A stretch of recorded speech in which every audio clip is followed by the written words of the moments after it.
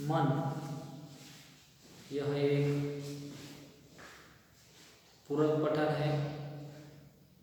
इस पूरक पठन में मन की विधा जो है हाइकू है। अब यह जो भी हाइकू कविता है इसमें कवि ने विकास परिहार जी ने हाइकू मतलब यहाँ पर बताया है कि एक जापान की लोकप्रिय काव्य विधा है और इस विधा में हाइकू कविता 5+7+5 मतलब 17 वर्ण के ढांचे में लिखी जाती है। यह इस प्रकार की कविता उसे हाइकू कविता कहते हैं। जापान की लोकप्रिय काव्य विधा है, विधा इसे कहते हैं। और इसमें कवि विकास परिहार जी ने यहाँ पर उन्होंने अनुभव और छोटी छोटी विभिन्न घटनाओं को अर्थवाही सीमित शब्दों में प्रस्तुत किया है। और इस कविता में कवि ने अपने अनुभवों का भी वर्णन किया है। तो हम देखेंगे पहला इसका जो भी पंक्तियां हैं उस पंक्तियों के हम अर्थ देखेंगे और अर्थ के अनुसार उसका भावार्थ हम देख सकते हैं। पहले 3 पंक्तियां यहाँ पर दिए हैं।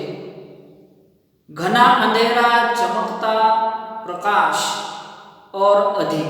देखिए यहाँ पर सिर्फ 6 शब्द दिए और 6 शब्द में विकास परिहार जी ने यहाँ पर उसका भावार्थ किस प्रकार बताया है कि कहा है घना अंधेरा। आपको बताया घना मतलब किस प्रकार से अंधेरा होगा, जहां पर हमें दिखाई नहीं देता रात के समय में, उस प्रकार का घना अंधेरा यहाँ पर कहा गया है। आप भी जानते हैं कि जिस प्रकार से जब शाम का समय चला जाता है और निशा अंधेरे में घिरने लगती है और उसके बाद अंधकार का घना जो भी अधिराज्य है उसका निर्माण हो जाता है। और उस वक्त अगर अंधकार होता है, उस वक्त अगर कोई जुगनू हमें दिखाई देता है, एक दीपक की तरह अगर जुगनू चमक जाता है तो अंधेरे को वह छेदने की कोशिश करता है। थोड़ा सा उजाला हमें उस जुगनू के वजह से मिल जाता है और जो भी अंधकार है वह चमकने लगता है। उसी प्रकार से हमारा जो जीवन है, मनुष्य का जो जीवन है, उसमें बहुत से अंधकार आने वाले हैं, विपत्तियां आने वाली हैं, फिर भी हमें आगे बढ़ते रहना चाहिए। जो मनुष्य इस अंधकार को छेदने की ताकत रखता है, उसके साथ चलने की ताकत रखता है, वह मनुष्य आगे बढ़ने वाला है। उसके जीवन में जो भी अंधकार आने वाला है वह अंधकार से आगे बढ़ने वाला है और उसका जीवन और भी चमकने वाला है तथा उसका जीवन श्रेष्ठ होने वाला है। वह निडरता से, हौसले से आगे बढ़ने वाला है।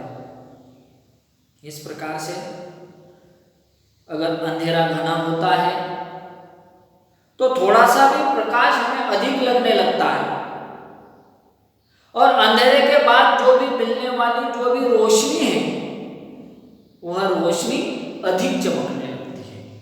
इस प्रकार से यहाँ पर इसका भावार्थ बताया है। दूसरा पंक्तियां, करते जाओ पाने की मत सोचो जीवन सारा। करते जाओ पाने की मत सोचो जीवन सारा। देखिए इसका भावार्थ ऐसा हम कर सकते हैं कि संस्कृत में कहा है कर्मण्येवाधिकारस्ते मा फलेषु कदाचन। इस सूचन के अनुसार यहाँ पर जो भी कवि है परिहार जी, उन्होंने अपने जीवन का सही सार बताने की यहाँ पर उन्होंने कोशिश की है। उन्होंने कहा है कि हमें अपने जीवन में कर्मरत मतलब काम करते रहना चाहिए, लेकिन फल कभी ना कभी मिलने वाला है। काम करते रहना चाहिए, फल मिलने वाला है। यदि फल के बारे में हम सोचते रहेंगे तो हमारा जो भी काम है, जो कर्म है और जीवन में जो भी आनंद मिलने वाला है, वो आनंद आपको जीवन में नहीं मिलने वाला है। हम अगर सोचेंगे अगर हमने ये काम किया तो हमें उससे क्या मिलेगा, तो हम सोचने में ही रह जाएंगे, हमें जीवन में आनंद नहीं मिलने वाला है। कोई बहुत से लोग होते हैं जो गरीबों को मदद करते हैं, ठीक है, अपना काम करते रहते हैं, फल तो उन्हें मिलता है, आनंद जीवन में मिलता है। तो बस जीवन में काम करते जाओ, फल अपने आप मिलने वाला है, उसकी फिक्र मत करो, फल आपको मिलने वाला है। मतलब क्या है कि सारे जीवन में कर्म करते रहो, काम करते जाओ, फल की चिंता मत करो। केवल हमारे जीवन में जो भी काम है, कर्म है, वो करते रहना, उतना ही हमारे वश में है, और फल की जो है आसक्ति ना करें। तीसरा यहाँ पर बताए पंक्तियां, जीवन नैया मझधार में डोले संभाले कौन।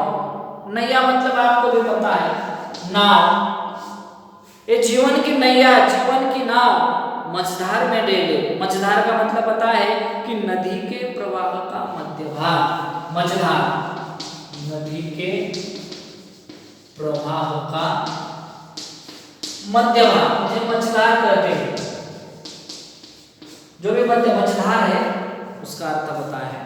देखिए इस जीवन के बारे में क्या बताया है कि हमारा जो जीवन है यह समंदर की तरह है, और यह जीवन में हमें आगे बढ़ते रहना है, समंदर में हमें चलते रहना है, आगे बढ़ते रहना है। हमारी जो नाव है जीवन की, वो आगे बढ़ाते रहना है। जब अपना जीवन यापन हम जीवन हमारा जीते रहेंगे, आगे बढ़ते रहेंगे, तो संसार में आपको पता है संसार है, इसमें बाधाएं आने वाली है, तूफान आने वाले हैं। लेकिन इसमें अगर हम कमजोर पड़ गए तो चलने वाला नहीं है, तो आगे बढ़ते रहना चाहिए। अर्थात यहाँ पर बताया है कि हमारा मनुष्य का जो जीवन है वो समाप्त होने वाला है। अब हर एक को समझना चाहिए कि दुनिया में अपने जीवन की जो भी भागदौड़ है वो खुद को संभालनी है, दूसरों के भरोसे पे नहीं रहना है, अरे भगवान संभाल लेगा, ऐसा नहीं करना है। खुद को संभालना होगी, और अपनी जिंदगी में जो भी तूफान क्यों ना आए, अपनी नैया किनारे पार लगानी होगी। हमारे जीवन पार लगाना, कितने सुख आएंगे, दुख आएंगे, तो हमें ये नैया जीवन की पार लगाना है।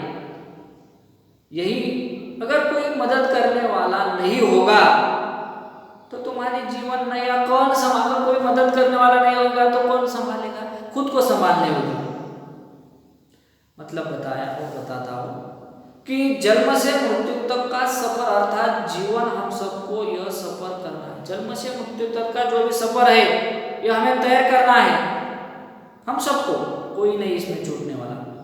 और अगर कभी कभी इसमें इस मझधार में ये जीवन हम जीते समय में अगर हमारी नाव मझधार में डोलने लगती है, बीच के मध्य भाग में प्रवाह में डोलने लगती है, तब हमें संभालने वाला नहीं, तब हमें खुद को संभालना होगा, खुद को आगे बढ़ाना होगा, तो हम संभलेंगे। आगे रंग बिरंगे रंग संग लेकर आया फागुन। आप सभी को पता है कि फागुन का जो महीना है, फाल्गुन हम उसे कहते हैं, वह फागुन के महीना मतलब वसंत ऋतु को साथ लेकर आता है। ठीक है, फागुन का जो महीना है वसंत ऋतु को साथ यहाँ पर लेकर आता है। और उस वक्त इस फागुन के महीने में साथ क्या पता है कि रंग बिरंगी रंग लेकर वह आता है। और इस प्रकृति भी वसंत की बरस, जो भी वसंत ऋतु में जो भी आपको पता है रंग बिरंगे नए नए फूल पौधे यहाँ पर आते हैं। कुदरत में बिखरे रंगों की ओर निर्देशित करता है यहाँ पर कि फूलों को लेकर प्रतिपादित किया। फागुन का जो महीना है, फाल्गुन का जो महीना है, यह विशेष महत्व फूलों को लेकर प्रतिपादित किया है। इस प्रकार से यहाँ पर फागुन के महीने में किस प्रकार से आपको भी पता है कि नए नए रंग बिरंग लेकर आता है यह महीना। वसंत का महीना किस प्रकार से होता है यहाँ पर इसका बताया है आगे। कांटों के बीच खिलखिलाता फूल देता प्रेरणा। कांटों के बीच खिलखिलाता फूल, फूल कहाँ होता है? कांटों के बीच में होता है।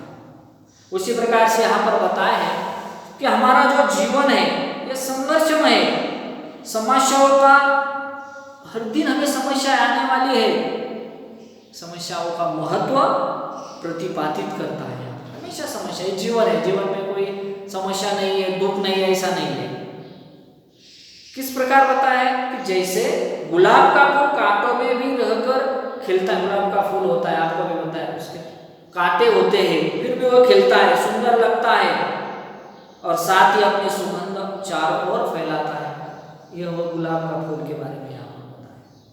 इसी प्रकार से, इसी तरह जो मनुष्य हमारे जीवन में बहुत सी बाधाएं आती तो उसे सहजता से स्वीकार करना चाहिए और स्वीकार करते हुए उस समस्याओं का समाधान हमें करना चाहिए और जीवन में हमें आगे बढ़ते रहना चाहिए और हमारे जीवन को सुंदर और समृद्ध बनाना चाहिए।